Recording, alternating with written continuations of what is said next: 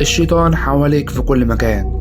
النهارده قررت اخدكم لرحلة جديدة لعالم الشيطان عشان نكشف اسرار مسلسل المداح. رحلتنا المرعبة النهارده بتبدأ من جد المداح اللي الشياطين دخلوا لبيته وأذوا مراته وتسببوا في مرضها، ولكن في وسط مرض مرات الشيخ جاد بتذكر مكان مهم جدا في مصر وهو قبر الشاذلي، وده قبر موجود في البحر الأحمر وجنبه بئر ماء اسمه عين حميصرة، ومن الجايز البئر ده يدل المداح على بئر جهنم أو أي حاجة توصله لنهاية بنات إبليس. وبنرجع لعالم المداح اللي فحيح المؤذية حاولت تحبس طاقته في بوابة شيطانية، وحاولت كمان تضعف هالة المداح للنورانية من خلال اختراق الخادم سعير لجسمه، لكن اللي حصل إن المداح طاقته كانت أقوى، ده غير إنه استعان بالقرآن والكورة الأثرية استمدت قوة من الآيات، وقدر المداح يحبس واحد من أقوى خدام الجن. أما فحيح فهربت، وهنا الملك الأحمر أدرك إن قوة المداح بقت خطرة جدا وهتعطله مشروع الوعاء البشري، فقرر يسيطر على المداح ويضعف قوته ولكن بطريقة تانية. وهنا بيركز المسلسل على خطورة الأمصال اللي متمش تجربتها وإنها ممكن تنقل للجسم أمراض جديدة،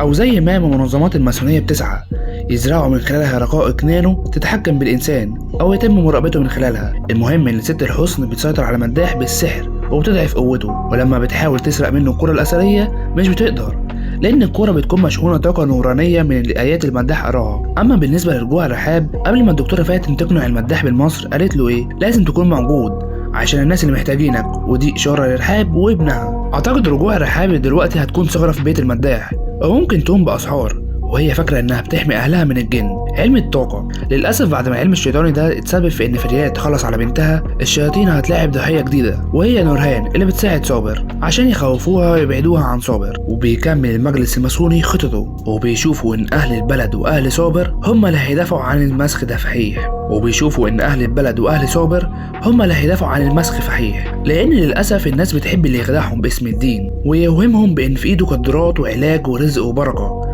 مع إن ربنا موجود، والحاجات دي بتجرهم للشرك. وبتنتهي رحلتنا النهارده باخطر جزء وهي نصرة. متخيل يكون حد من اهل بيتك شيطان بشري وانت مش حاسس؟ وهتستغرب لما اقولك ان نصرة هي الوجه الاخر للمداح. الاتنين من نسل مبروك وزهري، فجد نصرة هو جعفر الشاب المبروك اللي ليه علاقة بعلم الاثار، وجد المداح هو جاد المحارب الروحاني للجن. الاتنين بيجري في دمهم دم زهري نادر ونقي. الاتنين الشيطان دخلهم من باب الحب.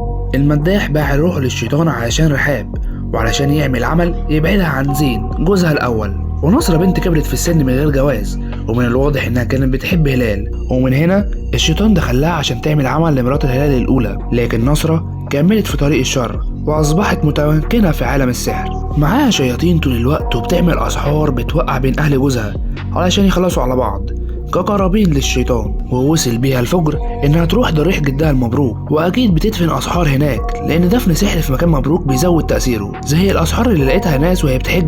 ومن الواضح ان السحر هينقلب على الساحر والشيطان هيقدمها قربان في طقس الوعاء البشري لان دمها زهري. وللاسف نصرة مرعبة اكتر من اي شيطان لانها من نسلنا وعايشة وسطنا، بس الشيطان سكن ضميرها لدرجة ان ملامحها بقت تخوف اكتر منه.